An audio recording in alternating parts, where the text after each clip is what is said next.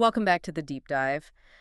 Today we are exploring a truly fascinating set of source materials with you, and the premise is something that might fundamentally shift how you look at ancient history. Yeah, it really might. Mm. Because we're essentially taking a 2,500-year-old philosophy and completely stripping away the religious packaging. Right, the rituals, the incense, the temples, Out of it. gone. And we're just examining the raw mechanics left underneath. Which is wild because when you remove the mysticism, you aren't left with a religion demanding blind faith. You're left with a highly analytical, almost ruthlessly pragmatic framework. It's basically a manual. Yeah. And our source material for this is a really unique secular text. It's simply titled Buddhism-Full Text. The format of this text is what makes it so compelling, honestly. Yeah, it's essentially a documented, highly analytical conversation that the author had with ChatGPT. Right. So the mission of our deep dive today is to extract the core of that ancient philosophy exactly as it was decoded by the AI. And present it to you as an actionable life OS, a literal operating system for the modern world. We are looking at a framework designed to help you organize daily struggles, prevent modern burnout, and even protect yourself from coercive cults. But the narrative of the text doesn't actually begin in a lecture hall or, with a prompt on a screen. No, it starts with a physical observation. Right. The author was visiting Wat Phra Singh. It's this major temple in Chiang Mai, Thailand, and they were just watching the practitioners there. Imagine standing in this massive, ornate space. The author is observing people prostrating themselves, forehead, hands, and knees to the floor repeatedly. But the author notes that the atmosphere is completely quiet. Completely. There's no desperate pleading. These people aren't begging a deity to grant them a wish. They aren't asking for a promotion at work or a new car. Exactly. So curious, the author later feeds this observation into ChatGPT, and the AI breaks down the mechanics of the ritual. It explains that the physical act of bowing in this specific context isn't about asking the universe for a favor at all. It's actually designed to systematically lower one's own desires. They are bowing to physically and mentally practice the act of wanting less. Which is such a stark contrast to the transactional nature of how the modern world typically views religious practice. Totally. Usually you pray to ask for something, right? You hope to acquire a benefit. You put the coin in the vending machine and hope the blessing falls out. Exactly.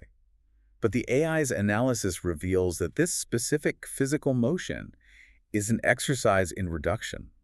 It's a psychological training mechanism to shrink the ego. And that concept just sent the author down a massive rabbit hole with the AI. It ultimately led to a really deep discussion about the concept of suffering. Because the ancient text breaks this down into 8 sufferings. Right, and 4 of these are biological. They're obvious to all of us: birth, aging, sickness, and death. Then there are 3 situational sufferings. Whoa. Parting from loved ones, encountering people you despise, and failing to get what you desperately want. But the AI analysis zeroed in on the 8th suffering, The structural foundation of all the others. the fundamental instability of our sense of self. Often referred to as the 5 aggregates. Okay, let's unpack this. Because if you just hear your sense of self is unstable, life is suffering, it sounds incredibly nihilistic. Oh, absolutely. When the author first processed this through the AI, their immediate reaction was, well, this is just depressing apathy. Right, like, if everything is unstable and causes suffering, why not just give up? Yeah. What is the practical utility of this? And that is the most common misconception. But the AI addressed it with a brilliant, modern summary. It essentially told the author, life is crap, but there is a strategy guide. A strategy guide. I love that phrasing. Right. The Buddha didn't just diagnose the world as miserable and leave it at that. Mm-hmm. The AI mapped out the 4 noble truths not as mystical dogma, but as a rigid medical model. Walk us through how the AI structured that medical model, because viewing it through the lens of diagnostic medicine changes the entire tone of the philosophy. It maps perfectly to how a modern physician would treat a disease. So step 1 is the symptom. You have to acknowledge that the illness, which is suffering, exists in the patient. Okay. Step 2 is the cause. The AI identifies the pathogen causing the illness, which is craving and attachment. The desire for more. Exactly. Step 3 is the prognosis. The disease is curable. If you remove the pathogen of attachment, the symptom of suffering ceases. Makes logical sense. And finally, step 4 is the treatment, a highly specific 8-part physical and mental regimen known as the Eightfold Path. So it is a literal prescription. It is a structural treatment plan. I mean, think about how we typically handle stress today. Oh, terribly. Right. You have a brutal week at work, you feel overwhelmed, so you buy something expensive online, Or you doom scroll for 4 hours. or you drink a bottle of wine. You are putting a temporary bandage on the symptom. While the infection just keeps spreading underneath. Exactly. What the AI revealed in this 2,500-year-old medical model is a method to address the root cause so the stress stops generating in the first place. Here's where it gets really interesting, because the immediate assumption is that this ancient treatment plan requires you to shave your head and meditate in a cave for a decade. Which nobody has time for. Right. But the author's conversation with ChatGPT reveals that modern psychology has essentially recreated 90 to 95% of this ancient treatment plan. Just under different name. Exactly. The structural parallels are undeniable. The Eightfold Path consists of right view, right intention, right speech, right action, right livelihood, right effort, right mindfulness, and right concentration. It sounds very formal. It does. But when the AI translates these into modern behavioral science, the mysticism completely vanishes. Let's look at the first step, right view. The AI equated this directly to cognitive behavioral therapy, or CBT. Right view is literally just the practice of separating empirical reality from your own cognitive distortions. It is training your brain to stop letting your anxiety write fictional, catastrophic horror stories about your future. Yes. You observe a situation without layering your personal insecurities over it. That is CBT 101.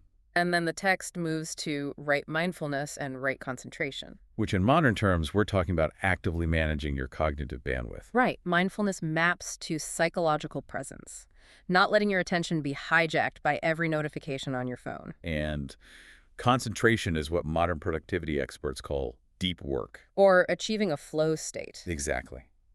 The overarching goal of these steps isn't to achieve some glowing supernatural aura of enlightenment. No, it's functional. The goal is to turn off the default settings that put your life on hard mode. You are debugging your mental software to stop self-destructive loops. Wait, if the cure for suffering is just to debug your brain and remove attachment, isn't that still pushing us toward total apathy? How do you mean? Well, if I don't care about my career, my friends, or my goals, sure, I won't suffer. But I also won't achieve anything. I'll just sit on the couch forever. The source text anticipates that exact pushback. Apathy is a failure state of the system, not the goal. Okay. To illustrate this, the AI shared the historical context of the Buddha before he developed the system.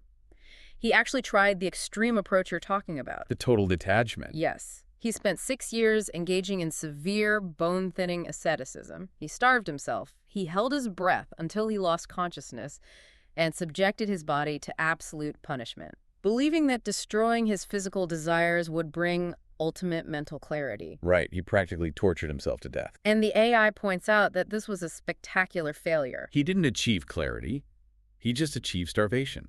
The turning point came when a village girl offered him a bowl of milk porridge. He broke his extreme fast, drank the porridge, and regained his physical strength. And that physical recovery triggered the core realization of the entire philosophy. A broken body cannot achieve clarity. You cannot optimize your mental software if your physical hardware is crashing. If we connect this to the bigger picture, this realization is the birth of the middle way. Which people often misunderstand as just a compromise. Right, but the middle way is not a weak compromise.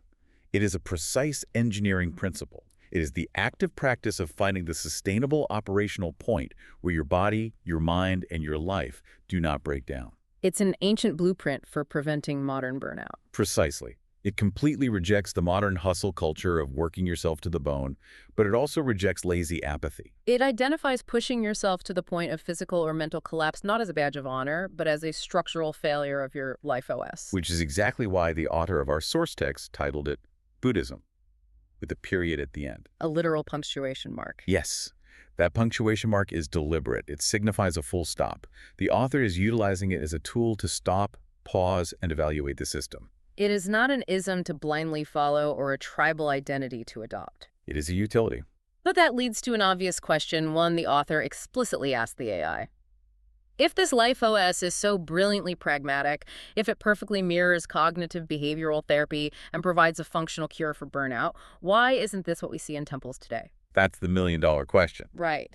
Why is the popular perception of this tradition mostly centered around chanting, incense, and funerals rather than practical life optimization? Well, the AI provided a fascinating historical and sociological explanation for that disconnect. What happened? Over centuries, there was a massive institutional shift. The original practitioners operated essentially as wandering educators, philosophers, and life coaches. They were teaching the Life OS. Exactly. But as the institution grew and became heavily integrated into state societies, the role of the monks fundamentally changed. They transitioned from being educators into becoming ritual executors and facility managers. They became administrators. Precisely. They became responsible for executing community ceremonies, managing public donations, running festivals, and maintaining the physical infrastructure of massive temples. So the deep philosophical education aspect naturally took a backseat. It had to. The sociological and cultural functions required to maintain a religion as a public institution just took over. So the pure philosophy got buried under institutional management. Yes. Meanwhile, modern psychology stepped in, reinvented the wheel, and gave us CBT and deep work. But the AI points out a massive, glaring void in modern science. Which is Psychology provides excellent tools to optimize your mind, right? Yeah. It tells you how to manage your stress and maximize your efficiency. But it completely lacks a value direction. It tells you how to be efficient, but it refuses to tell you what you should be aiming that efficiency at. This raises an important question. What is the ultimate goal of your newly optimized efficiency? Just to do more work. Modern society largely ignores this, focusing only on productivity. But the ancient Eightfold Path has one specific element that forces you to confront the morality of your actions. Right, livelihood. Yes. And this is the missing 10% that modern psychology, which tries to remain morally neutral, won't touch. The AI framed right livelihood for the author with a really heavy, uncomfortable metric. It said, calculate how much of the world you are breaking to feed yourself. That is a brutal audit. It forces you to look at your career and ask if your job structurally increases suffering, ignorance, or endless desire in the world. It connects your personal internal life OS to the broader macroeconomic structure. Because you could have flawless mindfulness routines, you could be an expert at CBT. But if you spend 50 hours a week engineering systems that exploit other people's weaknesses, your personal operating system is fundamentally corrupted by the damage you are outputting. The source material provides some incredibly sharp examples of what fails the right livelihood test today. And to be clear to you listening, we are just imparting the AI's analytical examples here. We aren't taking a stance. Right. The text points to gacha mobile games, Which, for those unfamiliar, use digital lottery mechanics where players spend real money for a random chance at a virtual item. The AI notes these fail the test because they are structurally designed to create and exploit addiction loops for profit. It also points to certain sectors of news media that generate revenue by intentionally amplifying public fear and anxiety. The AI's analysis of state-run lotteries is particularly damning within this framework. Oh yeah, this part was intense. It notes that under the strict criteria of right livelihood, a state lottery is judged much harsher than a private casino. Because of the structural duty of the state. Exactly. The logic is that the fundamental structural duty of a state government is to protect its citizens and reduce societal suffering. So, when the state itself actively exploits the desperate desires of its lower income classes to generate tax revenue, It represents a profound, systemic betrayal of its core purpose. It is the active generation of suffering by the entity designed to prevent it. so if I'm listening to this and I realize my industry, maybe I work in digital marketing or mobile gaming or finance, falls into one of these categories and structurally relies on exploiting desire, what am I supposed to do? You don't need to panic. Is the AI suggesting I march into my boss's office, quit my job tomorrow, and become an off-grid farmer? Not at all. The framework isn't designed to induce panic or demand immediate martyrdom. The primary goal of right livelihood, especially in the modern context, is radical self-awareness. Opening your eyes. It is about opening your eyes to the actual structural reality of how you make your living. You have to recognize the machinery of the system you participate in. Rather than utilizing mental gymnastics to blindly defend it simply because it pays your rent. Exactly. You acknowledge it. So let's say you achieve that radical self-awareness. You install this Life OS, you understand your role in the system, and you become what the text calls an awakened person. Right. How does that person actually navigate the modern world? Do they become an activist crusading against gacha games and state lotteries? The AI's answer to this is surprisingly subtle. An awakened person operating purely on this framework does not go on a crusade. They Really? do something arguably more difficult. They step out of the reaction loop. Meaning they just stop playing the game entirely. Yes, they recognize that trying to forcefully bend the massive, chaotic world to their personal will is just another form of ego. Another attachment that generates suffering. They don't try to force the world to change its nature. They simply stop participating in the endless cycle of anger, outrage, and desire. That sounds incredibly peaceful, but also very passive. Well, the AI provided a brilliant analogy comparing this psychological state to Eastern medicine. In Eastern medicine, the goal isn't always to surgically extract or magically erase a symptom. Yeah. Often, the goal is simply to ensure the symptom doesn't manifest as a chronic blockage. You allow the energy to flow through the system without getting trapped. So an awakened person lets the chaos and outrage of the world pass through them without letting it become a chronic blockage in their own mind. Exactly. They observe the game, but they refuse to be a pawn in it. But this source material flags a massive danger right A here. huge danger. This exact terminology, stepping out of the loop, letting go of attachments, minimizing your desires, is the exact language weaponized by high-control groups and cults. It is the ultimate bait, because the rhetoric of letting go sounds incredibly liberating, but in the wrong hands, it is used to systematically strip away your personal boundaries. To explain this vulnerability, the text references the work of clinical psychologist Margaret T. Singer. She breaks down the psychological trap of coercive control into 5 distinct stages. Let's walk through those 5 stages, because understanding how this ancient philosophy can be hijacked is crucial. Stage 1 is empathy. A coercive group doesn't approach you demanding total obedience on day 1. They start with undeniable, empathetic truths. They say, modern corporate life is draining your soul. The world is too chaotic. You are exhausted. And you agree, because those statements are empirically true. Your critical defenses drop. Which leads to stage 2, reduction or minimizing. This is where they co-opt the concept of minimalism. They advise you to let go of your earthly possessions or to cut ties with the stressful outside world. On the surface, it feels like a tremendous relief, like you are finally decluttering your life.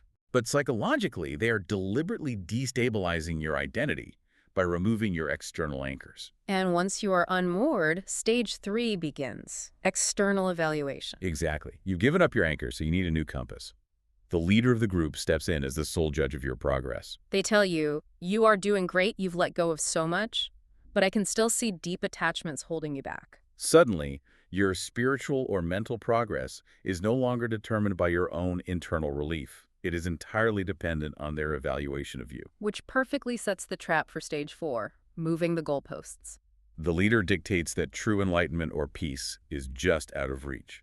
They tell you, you need my advanced guidance to reach the next level. The horizon constantly shifts, ensuring you can never achieve the goal on your own. And finally, stage 5, the cost. The trap snaps shut. Because reaching that ever-receding next level requires massive demands for your time, your financial resources, your free labor, and complete enforced isolation from anyone outside the group. It's a terrifyingly effective psychological progression. It really is.